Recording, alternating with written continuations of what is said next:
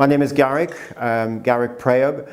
I'm actually in Bentinck Street, which is our Cultural Diversity office. I'm sitting in the common room. This room is used for a number of different activities. We have a luncheon club here, and we also do other activities around mental health support, painting, drawing, drumming, etc.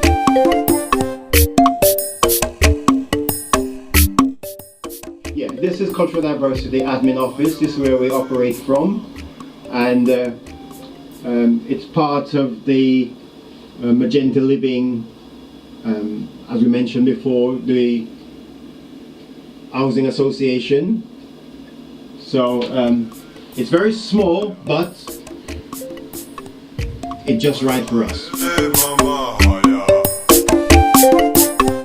The project opens to everyone, but we do try and target our minority community because we realize that a lot of our communities are very isolated, and we try to reach them through different activities.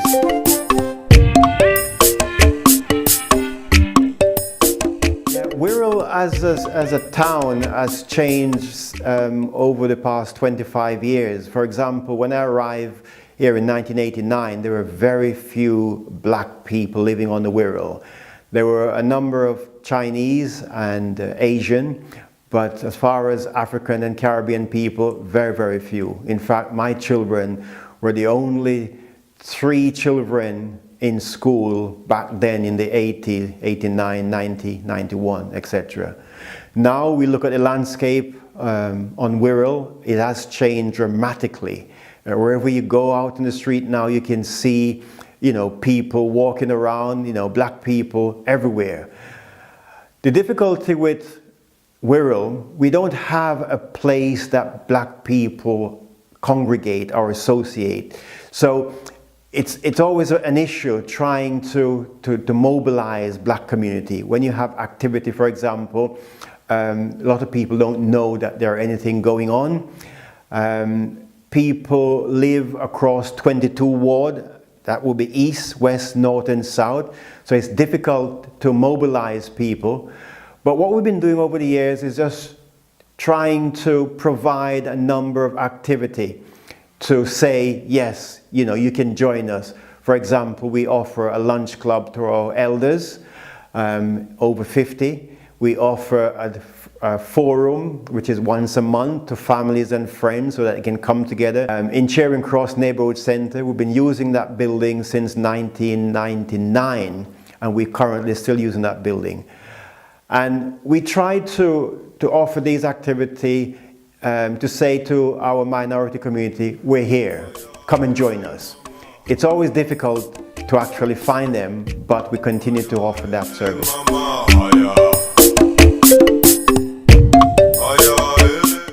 We prepare our meals here for the luncheon club. We serve it here, and our members will eat the meal where you're standing, just there. We get Liverpool African elders visit us. In fact, next month, September, they'll be coming over. We go to them, they come to us. We go to West Kirby, they come to us. So we have a good relationship with other lunch club, which help our members for association and friendship.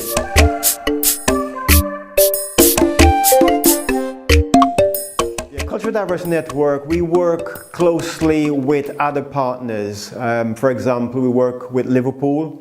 We've been working with Black History Month for a number of years, with the museum, with Brouhaha Carnival.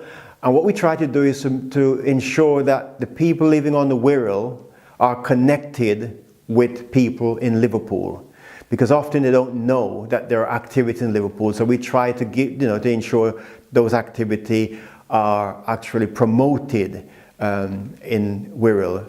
One very important activity, for example, is Slave Remembrance Day, which is the 23rd of August. And we try to promote that to our community to say, come and join the celebration, because this is part of our history and part of our culture, to understand what libation means and what it means for us to attend and show respect to our forefathers and what they've done for us.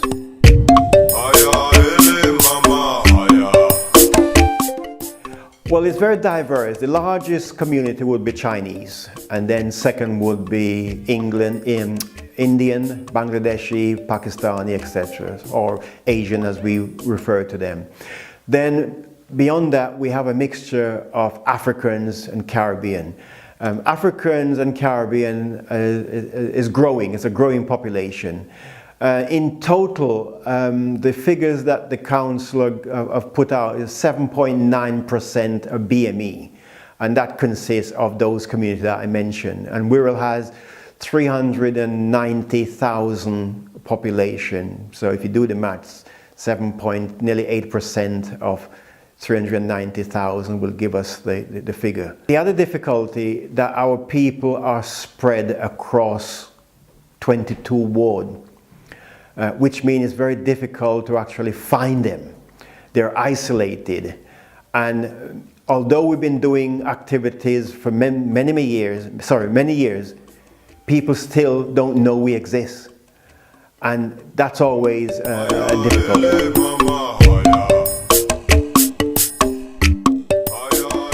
Our garden is maintained by volunteers, which help them to deal with their depression and isolation, and we can see the fruit of their labor.